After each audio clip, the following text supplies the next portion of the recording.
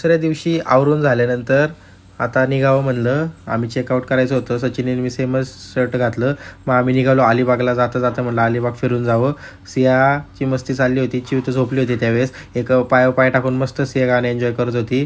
त्यानंतर मग आम्ही अलिबागला पोचलो. तिथं पोचल्यानंतर फोटो काढले. मग मी व्हिडिओ काढावा म्हणला. व्हिडिओ काढला आणि बीचचा पण व्ह्यू घेतला.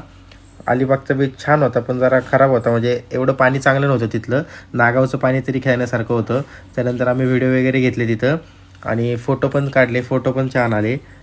खूप आवडला आम्हाला. ही ट्रिप आमची खूप छान झाली.